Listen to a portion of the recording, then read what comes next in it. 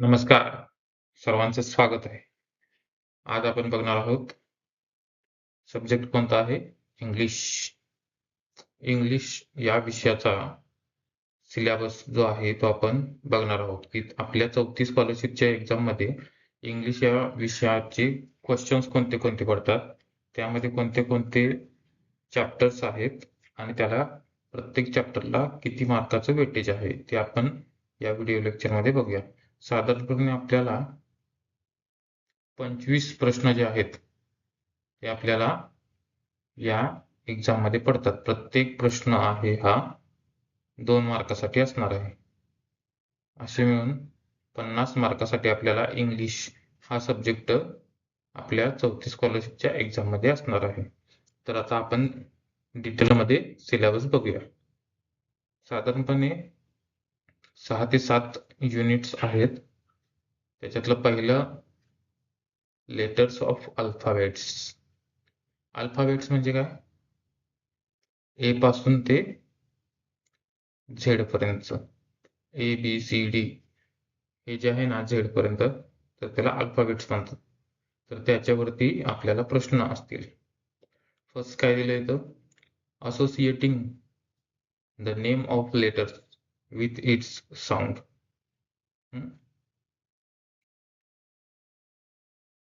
यामध्ये कसं असेल, उच्चार जो आहे, साऊंड्स. आता मी बॅट, बॉल, फॅन असा शब्द उच्चारत आहे, तर त्याचा एक विशिष्ट असा आवाज आहे, साऊंड आहे. तर बघायला आलं तर बॅग, बॉल, बॅट आणि कॅप.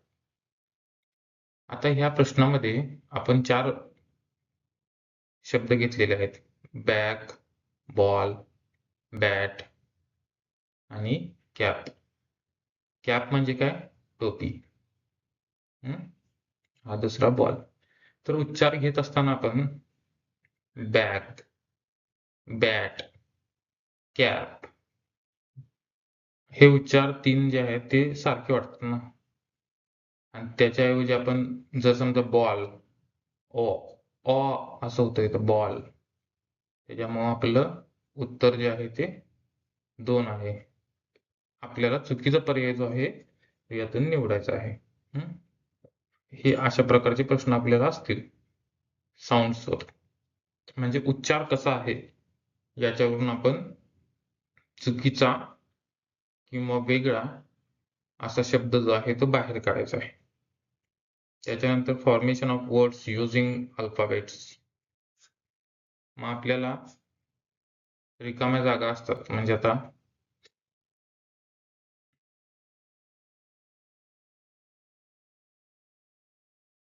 तर आपल्याला इथे 4 पर्याय दिलेले असतील. आता इथं कुठला पर्याय येईल? बॅग, ए. असे आपल्याला इथे 4 पर्याय दिलेले असतील. तर त्याच्यातील एक पर्याय जो असतो तो आपला ए असतो. अशा गाळलेल्या जागा ज्या असतात ना, हे आपल्याला इथं फॉर्मेशन ऑफ वर्ड्स वर्ड्स तयार करायचे आहेत. शब्द जो आहे तो आपण पूर्ण तयार करायचा आहे. एखादं अल्फाबेट्स वापरून. हा आपला पहिला पार्ट जो आहे तो कंप्लीट झालाय. ह्या पहिल्या पार्टमध्ये आपल्याला एक प्रश्न जो आहे तो पडत असतो. दुसरा पार्ट जो आहे तो व्होकॅब्युलरी. व्होकॅब्युलरी मध्ये आपल्याला साधारण 7 प्रश्न जे आहेत, या घटकामध्ये किती प्रश्न आहेत आपल्याला? 7th क्वेश्चन्स जे आहेत ते आपल्याला परीक्षेमध्ये विचारतील. पहिलं काय आहे? Correlating words with the pictures. काय दिले इथं? Actions, describing words. म्हणजे तुम्हाला काही फोटो दाखवतील आणि ती क्रिया कुठली चालू आहे. समजा तुम्हाला एखादा हसणारा असा एखादा फोटो दाखवतील. तर त्याच्यामध्ये तुम्हाला पर्याय असतील feeling happy, feeling sad, feeling अँगर, फिलिंग फनी. तर आपण काय निवडायचं? हॅप्पी. हे असं हॅप्पी आहे. म्हणजे काय करतील, इथं तुम्हाला पिक्चर्स जे आहेत ते देतील आणि त्याच्यानुसार तुम्ही ऍक्शन कोणती आहे ती तुम्ही तिथे ओळखून लिहायची आहे. त्याच्यानंतर रायमिंग वर्ड्स, अपोजिट वर्ड्स हे आहेत. रायमिंग वर्ड्स म्हणजे काय, ज्यांचे उच्चार सारखे असतात. ज्यांचे उच्चार जे आहेत ते सारखे असतात त्याला रायमिंग वर्ड्स असे म्हणतात. रायमिंग वर्ड्स मध्ये काय येईल, बॅट, कॅट असे उच्चार सारखे आले पाहिजेत. हॅट, हॅट म्हणजे टोपी. तर असे आपले रायमिंग वर्ड्स असतात. तिसरा भाग काय आहे, अपोजिट वर्ड म्हणजे विरुद्धार्थी शब्द. Black, white. तिसरा जो आहे तो त्याच्यामध्ये तुम्हाला अपोजिट वर्ड्स असतील. एक उदाहरण म्हणलं तर ब्लॅक, व्हाईट. चौथा आहे ते वर्ड रजिस्टर. वर्ड रजिस्टर मध्ये काय येतं, वर्ड रजिस्टर मध्ये तुम्हाला एखादा शब्द दिलेला असतो. समजा एक्झाम्पल घ्यायचं झालं तर क्रिकेट, CRICKET, क्रिकेट. क्रिकेट हा तुम्हाला वर्ड दिलेला असतो आणि त्याला काही आणि त्याच्यासमोर तुम्हाला त्याच्याशी संबंधित काही शब्द दिलेले असतात. उदाहरणार्थ तुम्हाला बॅट दिलेला असतो, बॉल दिलेला असतो. अजून काय आलं, स्टंप आलं. हे असे तुम्हाला रिलेटेड वर्ड जे असतात ते दिलेले असतात. त्याला वर्ड रजिस्टर असे म्हणतात. आणि ह्याला अजून अनुसरून काही शब्द जे असतात ते तुम्हाला पर्यायामध्ये दिलेले असतात. त्यातला एखादा शब्द तुम्ही चूज करायचा असतो. हे आपलं चौथ्या भागामध्ये झालं. पाचवा भाग काय आहे, finding small word from given bigger word. म्हणजे एखादा मोठा तुम्हाला शब्द दिलेला असतो. उदाहरणार्थ गोल्डन हा एक तुम्हाला वर्ड दिलेला असतो. हा मोठा शब्द आहे. तर याच्यातून काय करायचं, finding small word. Small word कोणता येतो, गोल्ड.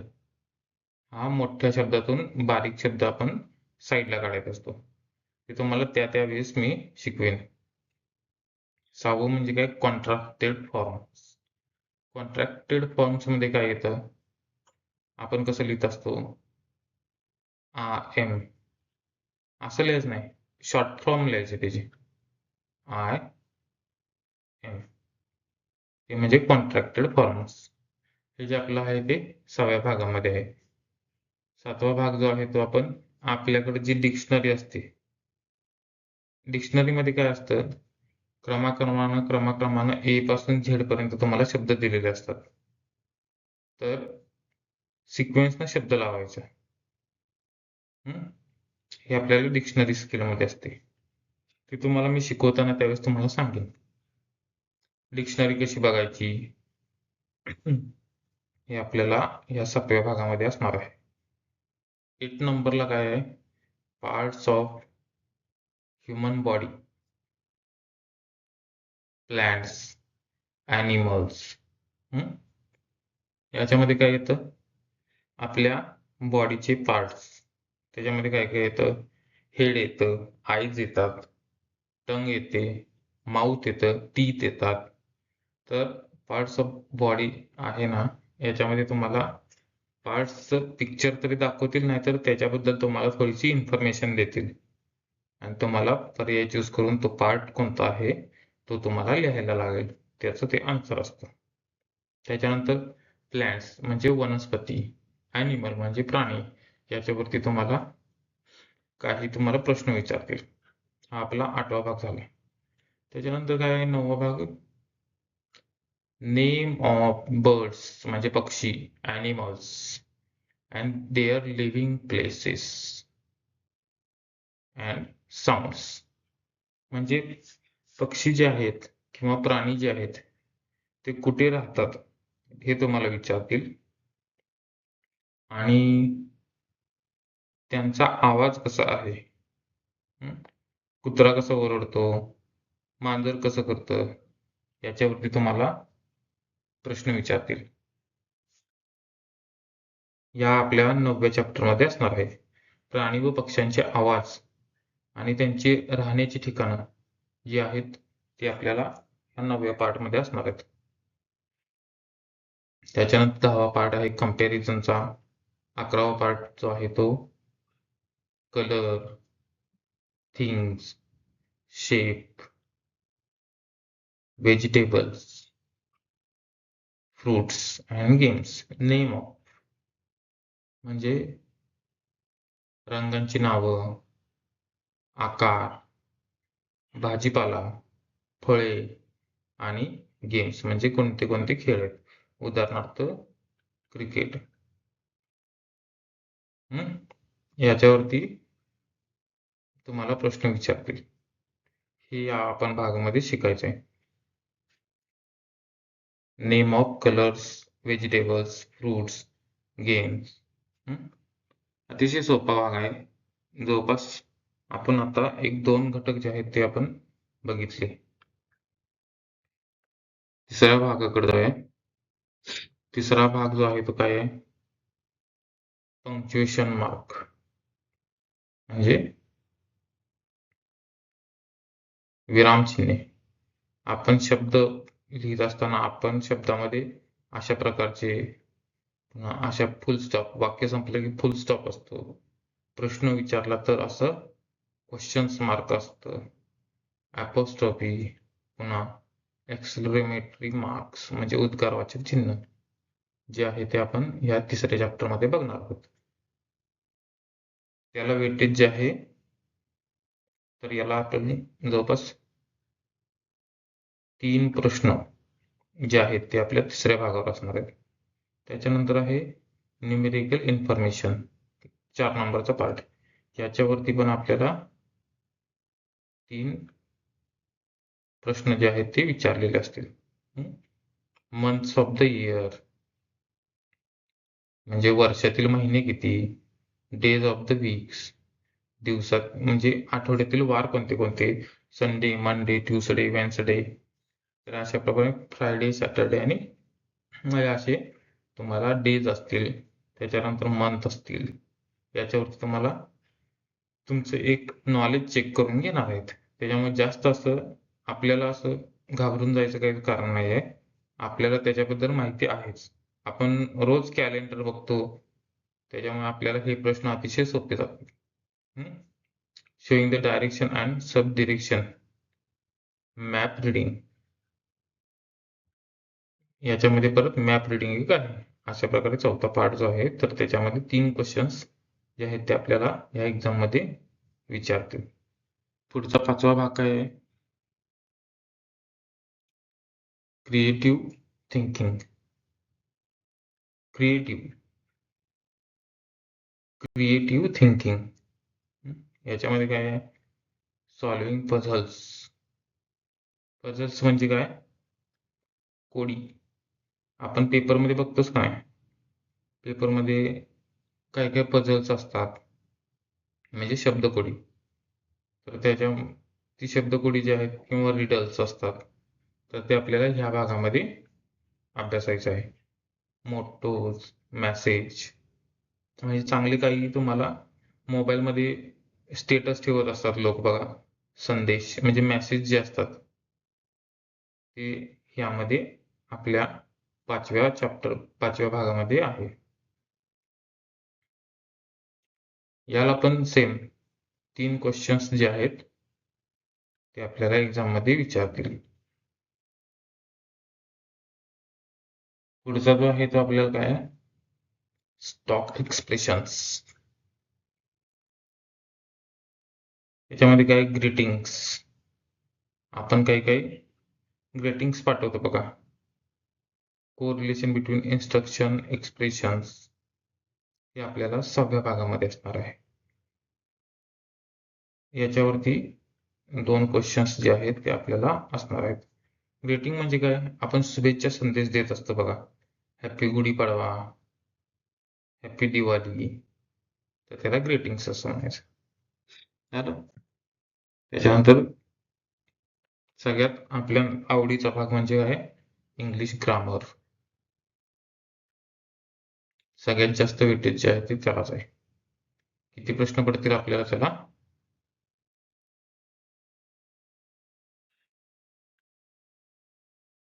4 प्रश्न जे आहेत ते आपल्याला याला पडतील. त्याच्यामध्ये नाउन, प्रोनाउन, ॲडव्हर्ब, प्रिपोजिशन्स, त्याच्यानंतर चौथा भाग जो आहे तो आर्टिकल. आर्टिकल मध्ये काय येतं? ए, एन आणि द. त्याच्यानंतर आवडीचा आपल्या सगळ्यांच्या tense, simple tense, present tense, simple past tense, simple future tense, याच्यावरती आपल्याला प्रश्न असतील. आणि 8वा भाग जो आहे प्रोज, अप टू 20 वर्ड्स, याला 2 क्वेश्चन्स आहेत. प्रोज म्हणजे काय? तुम्हाला एक पॅसेज दिलेला असेल आणि त्याच्यावरती तुम्हाला क्वेश्चन जे आहेत ते विचारतील. अशा प्रकारे आपण जवळपास 8 युनिट जे आपल्याला इंग्लिशला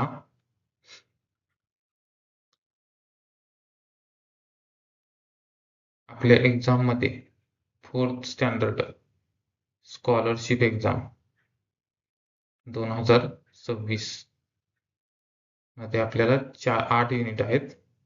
8 युनिट मध्ये आपल्याला 25 प्रश्न असणार आहेत. किती मार्कासाठी?